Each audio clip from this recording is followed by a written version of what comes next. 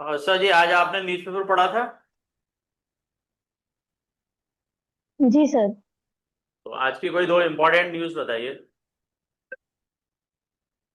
Sir अग्नि 5 missile का एक सफल प्रक्षेपण हुआ है। इसके अलावा लोकसभा से एक गेमिंग के लिए एक बिल पास हुआ है। अच्छा, ये अभी चुनाव आयोग का मैटर चल रहा है जिसमें बहुत सारे निकी वोटर्स को हटा दिया गया है। इसके लिए एक वो हो रहा है, एसआईआर हो रहा है। ये क्या है? सॉरी सर, मैंने इस न्यूज़ को ज़्यादा कवर किया नहीं है। मैं इसको देख लूंगी। ओके। तो मंडला के बारे में कोई आज की न्यूज? सर कल मंडला डिस्ट्रिक्ट में गवर्नर आए हुए थे। और सर इसके अलावा जी।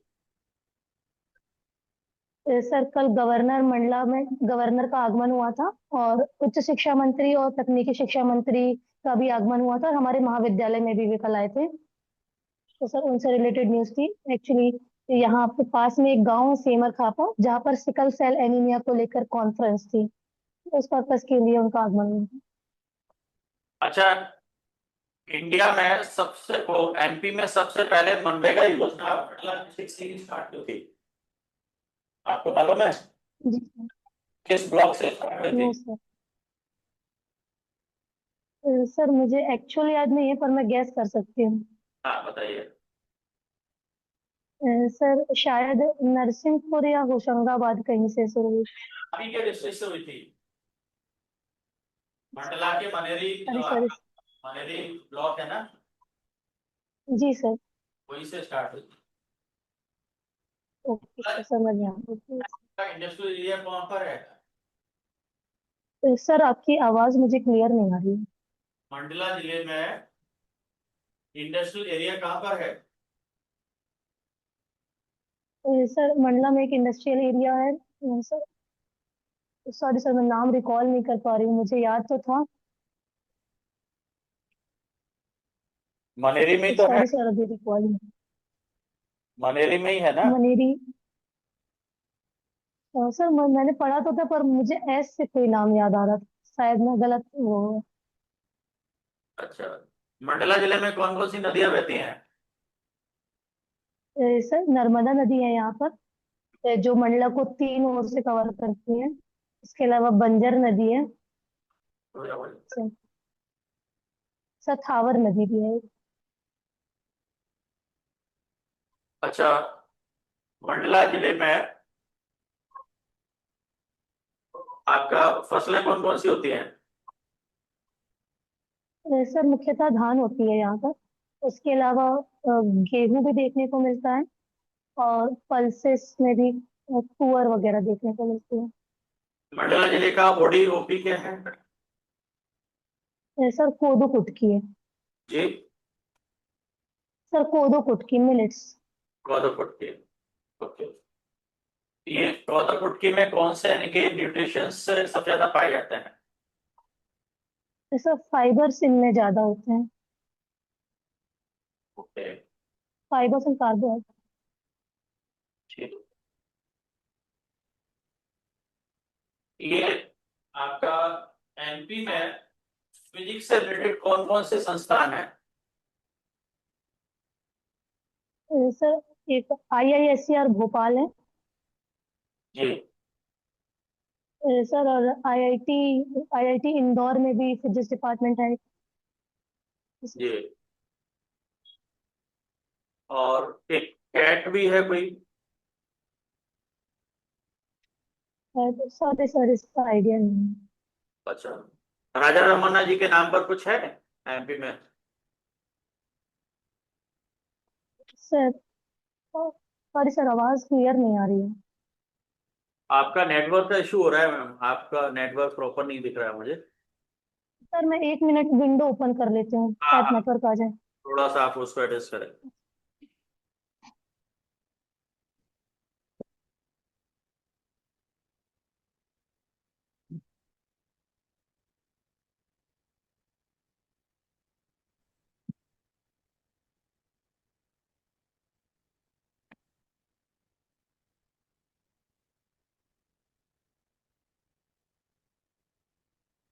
जी। चलिए अब स्टार्ट कर सकते हैं। जी सर। चलिए, न्यूटन का फर्स्ट लॉ क्या है? सर न्यूटन का first law law of inertia है, according to which an object is in rest will be in rest, or the object is in motion will be in motion until and unless any external force is applied on it. ये local stability और global stability, ये क्या है?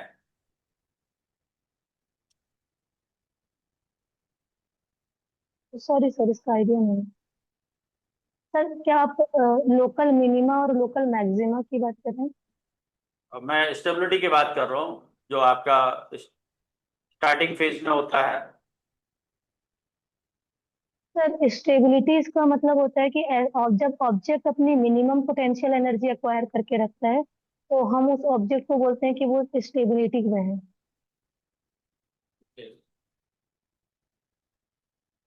और central force क्या होता है?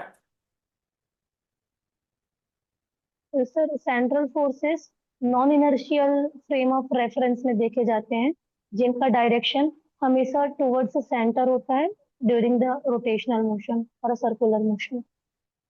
Okay. ये स्कैटरिंग के कौन कौन से टाइप्स होते हैं? तो सर तीन टाइप की स्कैटरिंग देखने को मिलती है। Sir relay scattering, Raman scattering और कॉम्पटन स्कैटरिंग। तो सर रिले स्कैटरिंग की में देखें तो जो हमारी इंसिडेंट लाइट की जो वेवलेंथ होती है और हमारी जो आउट इंसिडेंट लाइट की जो वेवलेंथ होती है और जो स्कैटर्ड लाइट की वेवलेंथ होती है वो एक जैसी होती है, तो हम उस केस में इसको हम रिले स्कैटरिंग कहते हैं। अगर हम रमन स्कैटरिंग की बात करें तो रमन स्कैटरिंग में इंसिडेंट लाइट की वेवलेंथ स्कैटर्ड लाइट की वेवलेंथ से कम हो जाती है और ये मीडियम डिपेंडेंट होती है। सर जब कॉम्पटन स्कैटरिंग की बात करें तो कॉम्पटन स्कैटरिंग में हमारी इनिशियल इंसिडेंट लाइट की जो वेवलेंथ होती है वो ज्यादा होती है as compare to. Sir Compton scattering में इनिशियल इनिशियल लाइट की जो वेवलेंथ होती है वो कम होती है और स्कैटर्ड लाइट की वेवलेंथ ज्यादा होती है और ये मीडियम इंडिपेंडेंट होती है। ये स्कैटरिंग हमारे किस एंगल से टकरा रहा है पार्टिकल उस पर डिपेंड करती है। ओके। पहला कुछ। Okay, Harsha, I'm am I audible to you? Yes ma'am. Okay. तो हर्षा, हमें क्लासिकल में टू बॉडी प्रॉब्लम पढ़ते हैं क्लासिकल फिजिक्स जी में। मैम। क्या है ये? मैम टू बॉडी प्रॉब्लम जब जब कोई भी दो बॉडी आपस में इंटरेक्शन में हो या हम उन दोनों के बीच की स्टडी करते हैं तो हम उन प्रॉब्लम्स को टू बॉडी प्रॉब्लम कर कहते हैं। हम क्लासिकल मैकेनिक्स में हम इसे डायरेक्टली सॉल्व नहीं कर पाते हैं। हम इसमें रिड्यूस मास का कंसेप्ट और सेंटर ऑफ मास के कंसेप्ट को यूज करके फिर हम इन्हें सॉल्व करते हैं। तो जो सेंटर ऑफ मास है इसको आप कैसे डिफाइन करेंगे बॉडी या particle? Ma'am centre of mass is a point where the mass of the object is supposed to be concentrated. Centre of mass का क्या सिग्निफिकेंस रहता है? सॉरी मैम आपकी वॉइस बहुत कम आ रही है। सिग्निफिकेंस ऑफ सेंटर ऑफ मास, बिल्कुल भी आवाज नहीं आ रही है। हाँ अब आई। सिग्निफिकेंस पूछ रही हूँ मैं सेंटर ऑफ मास का फॉर अ बॉडी या पार्टिकल। मैम इसका सिग्निफिकेंस ये है कि अगर कोई हमारे पास मल्टी पार्टिकल बॉडी है या मल्टी पार्टिकल सिस्टम है और अगर अगर हम उसमें फोर्स लगा रहे हैं तो हर एक पार्टिकल में फोर्स लगता है, लेकिन जो हम उसका जो रिजल्टेंट फोर्स है उसको कह सकते हैं कि सेंटर ऑफ मास पॉइंट में लग रहा है, ओके। जो अच्छा कि हमारी बॉडी को बैलेंस करके रखता है। जी, आपने जो है मैक्सवेल वेलोसिटी डिस्ट्रीब्यूशन इसके बारे में पढ़ा होगा, तो इसका बता दीजिए ये क्या रहता है, कैसे हेल्प करता है? मैम जब हमारे पास एन पार्टिकल सिस्टम होता है तो जब हम उसकी वेलोसिटी को निकालना होता है तो हम मैक्सवेल डिस्ट्रीब्यूशन फंक्शन की मदद से निकालते हैं, जो कि थ्री डायमेंशनल के लिए 2 pi square N in bracket H square upon 2 pi K B T की पावर 3/2 वी स्क्वायर ई की power minus beta beta E D V के बराबर होती है। और ऐसे में टू डी और वन डी में हमें अलग अलग फॉर्मूले देखने को मिलते हैं। जी मैम। अच्छा, डिग्री ऑफ फ्रीडम आपने पढ़ा होगा। डिग्री ऑफ फ्रीडम को आप, इसका कुछ एग्जांपल, जो एक क्लासिकल एग्जांपल के जरिए हम डिग्री ऑफ फ्रीडम को जो समझाते हैं ना, उसको समझाइए आप। Yes ma'am. Ma'am for example अगर हम पेंडुलम लें, तो पेंडुलम का जो मोशन है वो लेंथ ऑफ द वायर में डिपेंड करता है, और उसके अलावा अ, उसका जो gravity gravity acceleration due to gravity उसमें लगती है, उस पर डिपेंड करता है। और थीटा पे डिपेंड नहीं करता है उसका, जब अगर हम टाइम पीरियड निकालें उसकी बात करें तो इससे हम डिफाइन कर सकते हैं कि इसका जो डिग्री ऑफ फ्रीडम है, या उस पेंडुलम के मोशन को निकालने के लिए हमें सिर्फ दो कोऑर्डिनेट्स का रिक्वायरमेंट होता है। तो ये डिग्री ऑफ फ्रीडम से पता चलता है। एक स्प्रिंग के लिए डिग्री ऑफ फ्रीडम अगर निकालना हो तो उसमें कौन कौन से फैक्टर्स हम ध्यान में रखेंगे? मैम अगर स्प्रिंग की बात करें तो एक फैक्टर उसका स्प्रिंग कांस्टेंट हो जाएगा, और एक्स तो उसका डिस्प्लेसमेंट होता है। स्प्रिंग कांस्टेंट तो फिक्स होता है मैम, डिस्प्लेसमेंट उसका फैक्टर डिग्री ऑफ फ्रीडम होता है। कितने डिग्री ऑफ फ्रीडम चाहिए इसमें एक स्प्रिंग के? सॉरी मैम, आवाज नहीं आ रही। कितने डिग्री ऑफ पाउंड बताना हो तो बिल्कुल भी आवाज नहीं सॉरी आ रही। मैम। चलिए नेक्स्ट क्वेश्चन पे मैम चलते आपकी हैं। हो रही है? मैम आवाज आपकी बहुत ब्रेक हो रही है। अच्छा चलिए, अभी मैं क्लियरली बोलती हूँ। शायद आपका कुछ नेटवर्क का कोई इशू है आपकी साइड से, मैम तो वो आप माइक मैम माइक जब आपने ऊपर किया था तो शायद क्लियर आवाज आ रही थी उस समय। ठीक है, तो मैं ऐसे ही रख के इसको बोल के। ठीक है, तो न्यूटोनियन डायनेमिक्स क्या है ये, और किसके दूसरे नाम मैम के यूज करते हैं इसको? Ma'am Newtonian dynamics sir Isaac Newton ने 1700 के आसपास दी थी। इस डायनेमिक्स में हम मैक्रोस्कोपिक ऑब्जेक्ट्स, उनके मोशन, उनमें लगने वाले फोर्सेस, उनकी वेलोसिटीज एक्सेट्रा के बारे में स्टडी करते हैं। अच्छा, मॉडिफाइड न्यूटोनियन डायनेमिक्स क्या है? मैम न्यूटोनियन का अगर मॉडिफाइड डायनेमिक्स की बात करें तो सॉरी मैम अभी मैं रिकॉल नहीं कर पा रही। न्यूटोनियन डायनेमिक्स में आपने कौन कौन से लॉ स्टडी किए हैं, उनके नाम बताइए, कोई 5 या 6 लॉज के। प्लस मैम न्यूटन के जो तीन लॉज है वो भी पढ़े हैं, वो पढ़े हुए हैं। इसके अलावा जो कैपलर्स के लॉज हैं। कैपलर्स के लॉ, तो कैपलर के जो यस लॉ किससे संबंधित है? मैम वो प्लैनेट के मोशन से रिलेटेड है। प्लैनेट्स के मोशन से रिलेटेड है। तो प्लैनेट के मोशन से रिलेटेड कैपलर से पहले क्या किसी और ने भी ये लॉज दिए थे? Yes ma'am. मैम हमारे भारतीय भारतीय वैज्ञानिक आर्यभट्ट आर्यभट्ट जी उन्होंने दिए थे। उन्होंने उन्होंने सबसे पहले बताया था कि पृथ्वी जो है वो एक स्थिर नहीं है, वो सूर्य के आसपास एक गति कर आसपास घूर्णी गति कर रही है। ओके, ऑलराइट, घूर्णी गति नहीं कह सकते, रिवॉल्यूशन कर। I understand. अच्छा, डब्ल्यू के बी अप्रोक्सीमेशन, हाँ इसको समझा दीजिए। Ma'am W K B approximation, इसको तीन साइंटिस्ट ने मिलकर बनाया था, वेंसल, क्रैमर एंड ब्रिलियंट। मैम इसकी मदद से हम, जब हमारे पास सिस्टम का जो पोटेंशियल है वो स्लोली वेरिंग पोटेंशियल होता है, तब हम इसमें इसके सॉल्यूशंस को, इसके श्रोडिंगर इक्वेशन के सॉल्यूशन को फाइंड करने के लिए करते हैं। और मैम ये ये बाउंड्री कंडीशंस में क्लासिकली फॉरबिडन हो जाता एप्लीकेशंस क्या है? है। Application of W K B. Ma'am W के भी कैसे अप्रोक्सीमेशन नहीं हो सकती, ये एक टेक्निक है to solve different systems. Yeah, it's but it can be harmonic applied oscillator. to some things ना, applications उसके मैम कुछ हाँ क्या? मैम हार्मोनिक ऑसिलेटर्स के केस में हम इसको निकाल सकते हैं। हमारे हार्मोनिक ऑसिलेटर का जो पोटेंशियल हैमिल्टोनियन है वो स्लोली वेरिंग रहेगा, तो हम उसकी एनर्जी वैल्यूज को निकालने के लिए हम डब्ल्यू के बी अप्रोक्सीमेशन का यूज करते हैं। अच्छा, डब्ल्यू के भी अप्रोक्सीमेशन में जब ड्रॉ करते हैं इसका ग्राफ, तो एक पैचिंग रीजन देखते हैं इसमें। Patching sorry region, ma'am. Patching region in the W K B approximation का जब ग्राफ या ड्रॉ करके आप देखोगे उसको, तो पैचिंग रीजन एक आता है। तो पैचिंग रीजन जो है क्या बताता है? पैचिंग रीजन, हाँ, सॉरी मैम इसका आइडिया नहीं है। जनरल सॉल्यूशन इसका। सर मैम इसका जो जनरल सॉल्यूशन, हम अगर एन इसको हम डायरेक्ट जब सॉल्व करते हैं क्वेश्चन, तो हमारा जो पोटेंशियल की पावर रहती है हम्म, वो हमारे एन की वैल्यू पे डिपेंड करती है। एन जो नंबर ऑफ लेवल्स को प्रेजेंट करता है। Number of ma'am love. अभी इतना ही रिप्लाई हो पाता। चलिए ठीक है। अच्छा आपने कैलोरीमेट्री, कैलोरीमेट्री तो है। ये क्या है? मैम कैलोरीमेट्री मैम एक ब्रांच है जिसमें हम हीट के एक्सचेंज के बारे में पढ़ते हैं किसी भी। एक्सचेंज के बारे में पढ़ते हैं। और कुछ इसके बारे में बताना चाहेंगे आप? यस मैम, इसका एक प्रिंसिपल होता है कि अगर हम किसी भी सिस्टम में जितना हीट दे रहे हैं उसमें जो वर्क डन है वो भी मतलब heat in equal to heat out, ऐसे हम इसमें लॉ भी पढ़ते हैं। ओके। अच्छा बायोट सेवर्ट लॉ, ये किस किसने दिया था? यस क्या बताता है ये? मैम, बायोट सावर्ट लॉ किसी भी करंट कैरिंग वायर अपने आसपास कैसे मैग्नेटिक फील्ड को जनरेट करता है उसके बारे में बताता है, और उस मैग्नेटिक फील्ड का मैग्नीट्यूड क्या होता है वो बताता है।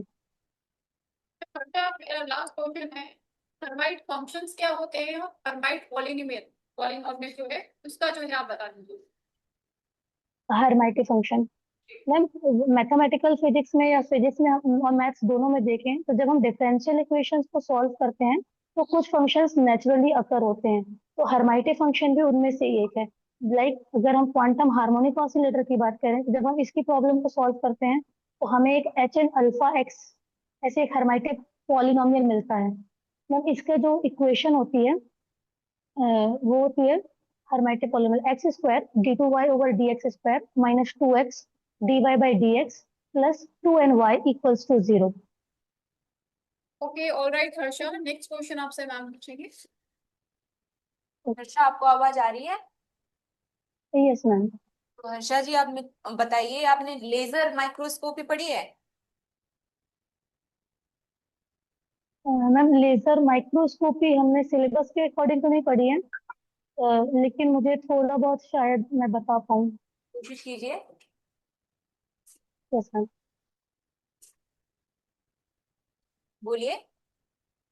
मैम जब हम जैसे माइक्रोस्कोपी बेसिकली एक हमारी टेक्निक होती है जिसमें हम लाइट को इंसिडेंट करा के रिफ्लेक्शन या रिफ्रैक्शन पैटर्न्स को ऑब्जर्व करते हैं, और लेजर स्पेक्ट्रोस्कोपी में हम लेजर लाइट को फॉल करा के और फिर उसके पैटर्न्स को ऑब्जर्व करें तो वो शायद लेजर माइक्रोस्कोपी।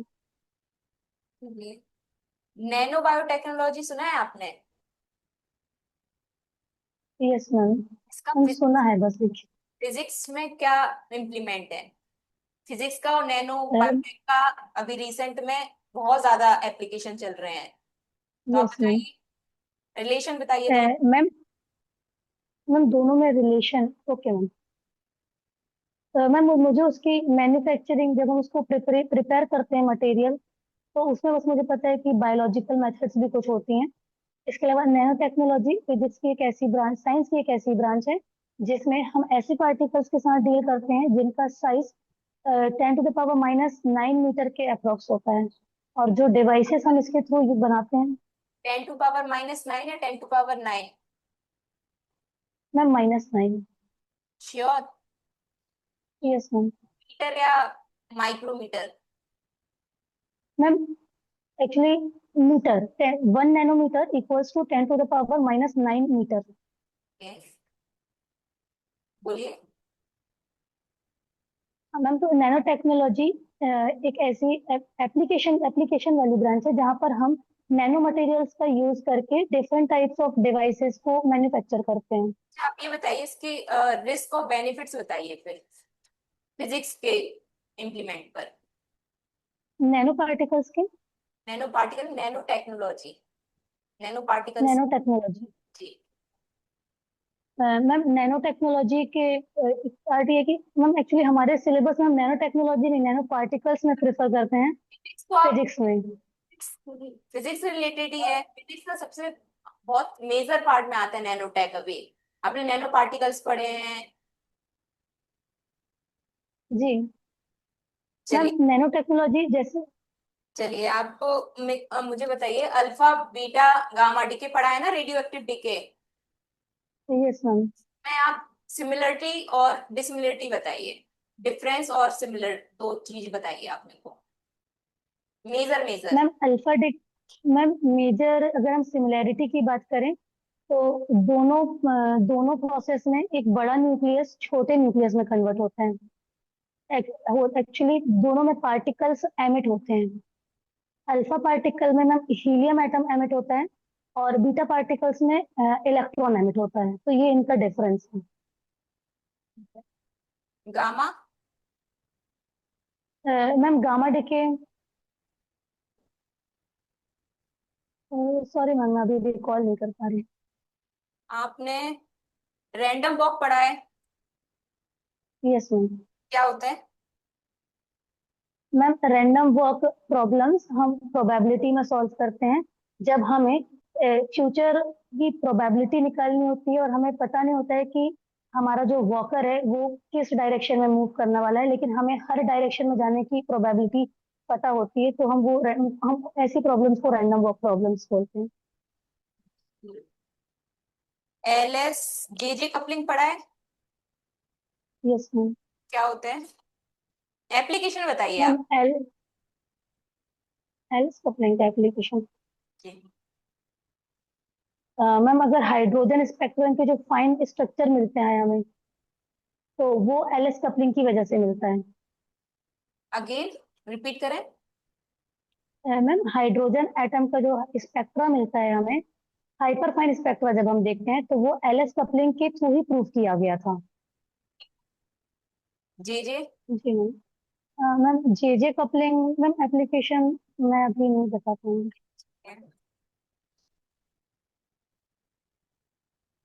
ऑप्टिकल पंपिंग पढ़ा हुआ है? Yes ma'am. क्या होता है? मैम ऑप्टिकल पंपिंग एक इम्पॉर्टेंट फेनोमेना है जब हमें लेजर जनरेट करना होता है। नॉर्मली जो इलेक्ट्रॉन एटम्स होते हैं वो अपने ग्राउंड स्टेट में होते हैं, लेकिन यदि हमें लेजर एक्शन चाहिए तो उसके लिए हमें पॉपुलेशन इन्वर्जन अचीव करना पड़ता है। पॉपुलेशन इन्वर्जन मतलब हमारे एक्साइटेड स्टेट में ज्यादा पार्टिकल्स हैं, तो इसको हम ऑप्टिकल पंपिंग के थ्रू अचीव कर सकते हैं।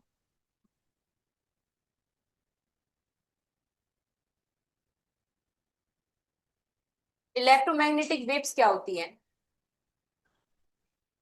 मैम इलेक्ट्रोमैग्नेटिक वेव्स 7 प्रकार की होती हैं, जो जो मैम सेल्फ सेल्फ प्रोपेल्ड होती है, मतलब उनको मूवमेंट के लिए किसी मीडियम की आवश्यकता नहीं होती, या कह सकते हैं ये non mechanical type of waves होती हैं जो कि 7 होती हैं, like microwave, radio wave, IR, visible and UV. Fresnel law क्या होता है? फ्रेनेल लॉ क्या होता है?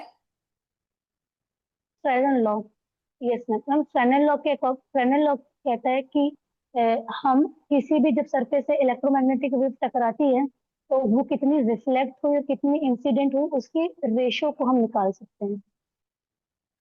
अगर आप डाइपोल्स, डाइपोल्स पोटेंशियल क्या? मैम डाइपोल हमारा टू चार्जेस का सिस्टम होता है जो एक फिक्स डिस्टेंस से सेपरेटेड होता है। डाइपोल के हम डाइपोल मोमेंट निकालते हैं जो कि होता है P is equal to q into distance, मतलब magnitude of either charge into distance. आप ठीक है सर, आप पूछिए। आशा जी, आज आपने न्यूज़पेपर पढ़ा है तो उसमें अभी एक खेल से संबंधित एक प्रस्ताव पारित किया गया है हमारी संसद के द्वारा। उसके बारे में थोड़ी सी विस्तृत जानकारी दीजिए। Yes sir. सर लोकसभा से एक बिल पास हुआ है जो कि हम ऑनलाइन गेम्स होते हैं जिसमें बहुत सारे सट्टे वगैरह सट्टा लगाया जाता है, तो उन गेम्स को बैन करने और सिर्फ वही गेम्स को प्रमोट करने के लिए कहा गया है जो बौद्धिक और शैक्षणिक योग्यता पे को बढ़ाएं और उस पर निर्भर करें, ना कि जो भाग्य पर निर्भर करते हैं ऐसे गेम्स को प्रमोट किया जाए।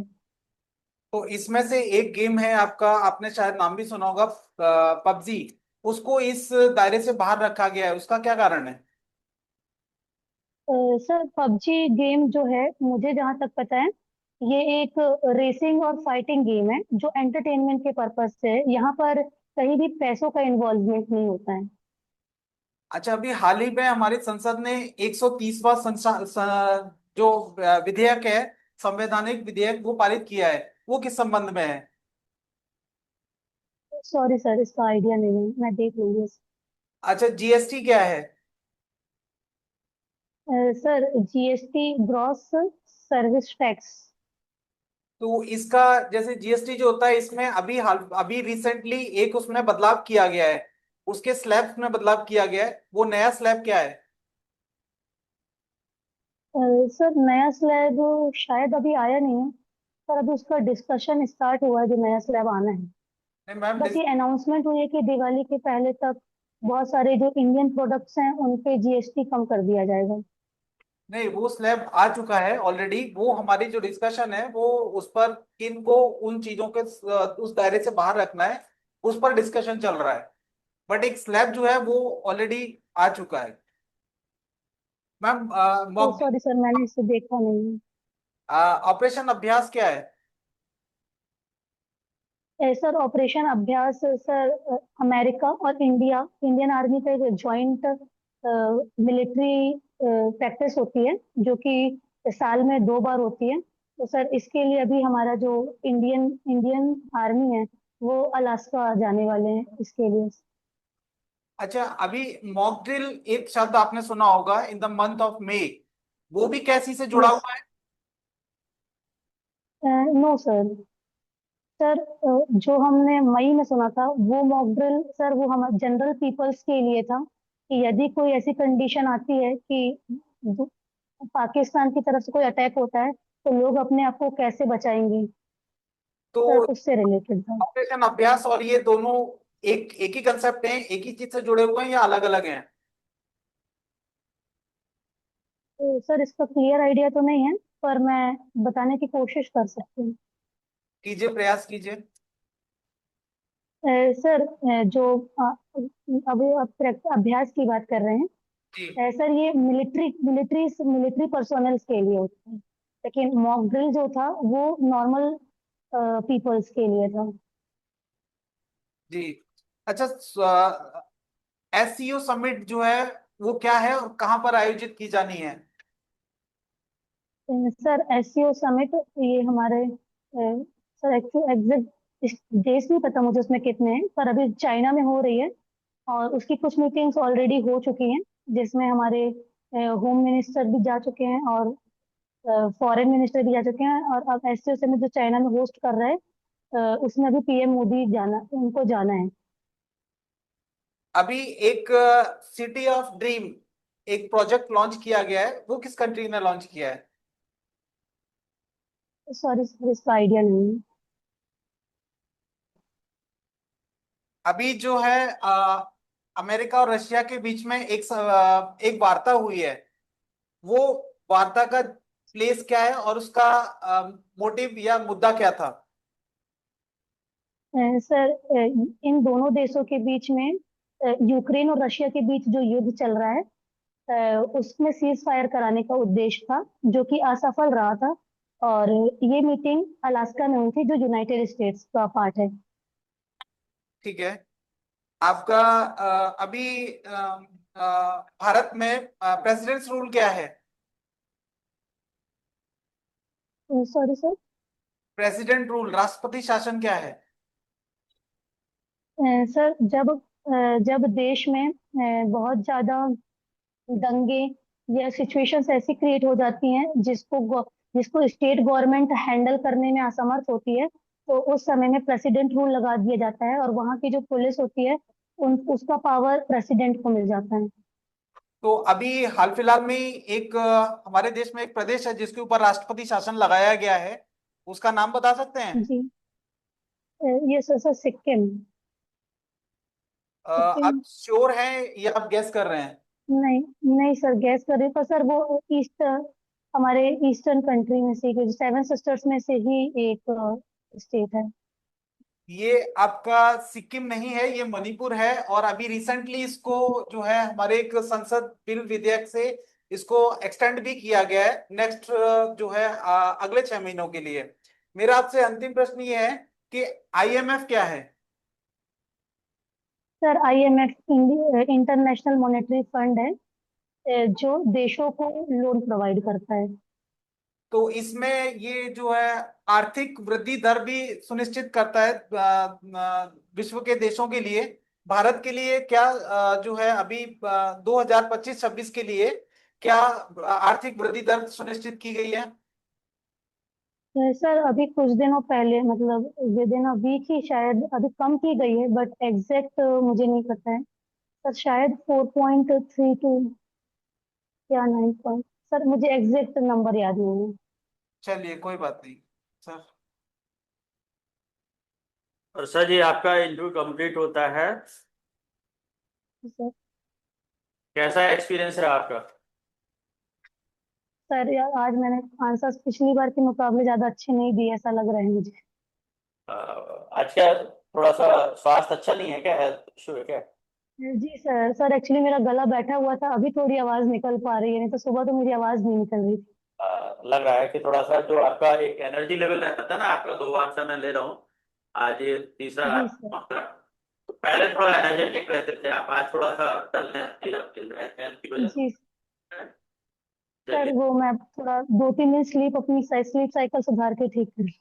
हाँ, लेकिन ये एक ओवरऑल आपका जो वे ऑफ कम्युनिकेशन है बहुत शानदार है, और आपका जो बॉडी पोस्चर है, आपका आई कांटेक्ट है, आपका कॉन्फिडेंस लेवल है, ओवरऑल मतलब बहुत शानदार है आपका सारा कुछ। और फिजिक्स का भी आपका नॉलेज ठीक है, करंट के कुछ इशू और देख लीजिएगा जितना आप देख सकते हैं, पक्का ऐसा कोई बड़ा वो नहीं है, करंट में तो कुछ भी पूछा जा सकता है। और जी आपकी जो हॉबी है ना, जी हॉबी आपकी भजन सुनना है ना, तो जी आज एक आप जाते जाते भजन सुना दो, हाँ, जिससे कि आवाज तो अभी खुल खुल जाएगी ना थोड़ी सी, है जी ना? सर। ये- सर मैं एक थोड़ा सा डिस्क्लेमर दे दूं थोड़ा।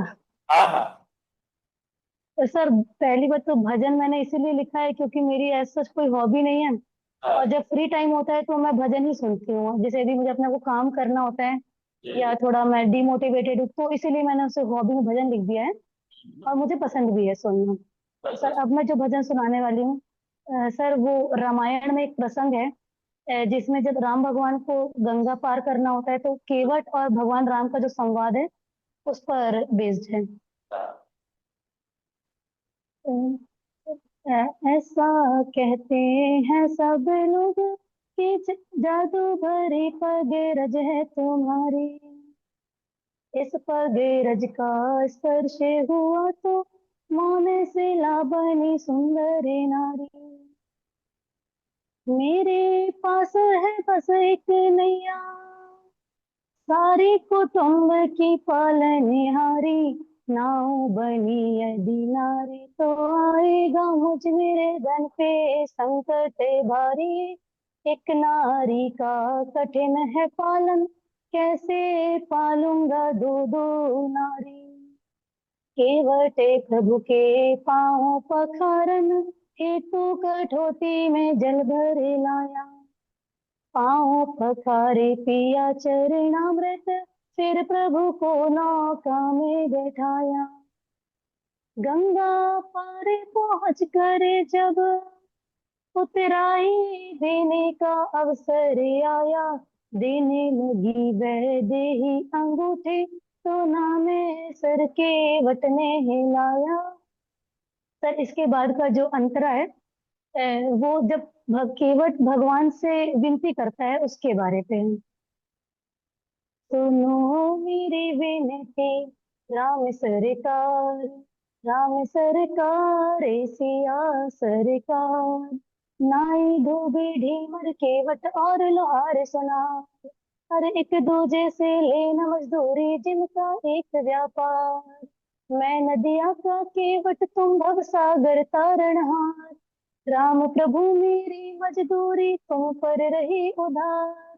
आऊं मैं जब घाट तुम्हारे, आऊं मैं जब घाट तुम्हारे, कर दीजो बेड़ा मेरो पार, सुनो मेरी विनती राम सरकार। बहुत शानदार बहुत शानदार बहुत शानदार। मतलब उस गला खराब है फिर भी। भजन के माध्यम से किस माध्यम से रिप्रेजेंट किया वो बहुत अच्छा था। तो सर मैं एक्चुअली मेरी वॉइस भी थोड़ी गाने वाली है नहीं, बट स्टिल मुझे पसंद है तो मैं सुनती आप हूँ। किसी ने सुना नहीं है इसका मतलब आपकी बहुत शानदार आवाज है। नोट भी बहुत अच्छे जा रहे थे आपके। हाँ, इस हॉबी को और भी आगे थैंक बढ़ाइए यू। आप। तो ये इस जी हॉबी को आप फिजिक्स के साथ रिलेट कैसे करते हैं? आपने शायद सुनाया था कुछ ऐसा? नहीं, तनवीर ने सुनाया था। सर। देती थी हाँ, अदिति, हाँ, देती। ठीक है। चलिए, बहुत बढ़िया है आपका। और मैं उम्मीद करता हूँ कि आपका इंटरव्यू बहुत अच्छा जाएगा, क्योंकि आपके अंदर जो सबसे बड़ी चीज है ना, एकदम ऑनेस्टी दिखती है। कहीं भी ऐसा नहीं दिखाई देता कि कुछ भी बनावटीपन हो रहा है, आपका आर्टिफिशियल आप अपने आप को कर रहे हैं, ऐसा कहीं भी कुछ नहीं देते हैं। वैसे आप देखते हो और उसी टाइप से अपने आप को प्रेजेंट करते हैं। आप बहुत सरल और सहज रहते हैं, और अपनी जो कम्युनिकेशन स्किल है वो आपकी बहुत अच्छी है। तो मुझे लगता है कि आपको बहुत अच्छा मार्क्स मिलना चाहिए। जी थैंक बताइए आप। मैं तो points बोले वो मैंने लिखे हैं, confident, discipline and honest personality, ठीक है। साथ में पोलाइट एंड पॉजिटिव एटीट्यूड है आपका, अच्छा है। आदत की कमी यू। नहीं है, उसकी वजह से एनर्जी लेवल कम, और वो आपने महसूस की थी कम्युनिकेशन आपका जो मैम आपकी आवाज क्लियर नहीं आ रही है। हाँ, तो मैं यही कहूंगी ओवरऑल जो है आपका बहुत अच्छा है, पॉजिटिव एटीट्यूड है आपका, जो है वे ऑफ कम्युनिकेशन, आप जो है एनालाइज करते हैं जो क्वेश्चन को, अच्छे से सुनते हैं। बेसिकली बोलने से ज्यादा जरूरी होता है कि हमने क्वेश्चन को कैसे सुना है और उसको टू द पॉइंट कितना आंसर देना है, वो आप लिमिटेड वर्ड्स में उसको कंप्लीट करते हैं, दैट इज गुड। ये नहीं कि आंसर हमें पता है, फिजिक्स में अगर समझाने बैठो तो समझाने को, जैसे मैंने आपको काफी सारी चीजें बोली, बट आपने जो है एक स्पेसिफिक वर्ड लिमिट में आपने सभी कुछ उसका जो है शामिल कर दिया, तो दैट इज टू गुड, ठीक है। तो मैं उसको बहुत अच्छा कहूंगी। एंड यस, आपका जो फिजिक्स, कोर फिजिक्स का नॉलेज है वो भी काफी अच्छा है, क्योंकि आप उस प्रोफेशन में भी हैं, तो वो झलकता है कि यस आप सब सच में जो है फिजिक्स से जुड़े हुए हैं, ठीक है। तो that is good. And yes, body posture की बात करें या आई कांटेक्ट की बात करें तो सब स्टेबल है, अच्छा। और द वेरी बेस्ट। तो हम उम्मीद करते हैं कि आप जो फाइनल इंटरव्यू में अच्छे मार्क्स मिले। सर ये मेरा लास्ट मॉक था सर, अब बस आशीर्वाद दे दीजिए अच्छे से। नहीं नहीं, बिल्कुल आपका कॉन्फिडेंस लेवल बहुत अच्छा है और हम ये उम्मीद करते हैं कि आप उसमें सक्सेस जरूर मिलेगी आपको। Thank you so much sir. अच्छा जी, सब कुछ अच्छा रहा तो मुझे लगता है कि आप 80+ मार्क्स लेकर के आएंगे। बिल्कुल, मुझे कॉन्फिडेंस है आपके ऊपर जी सर। कि आप यानी कि बहुत अच्छा करेंगे। बस ये है कि और थोड़ा सा आपने प्रैक्टिस करते रहिएगा, है ना। जी sir. All the best. Thank you so much sir. Thank you.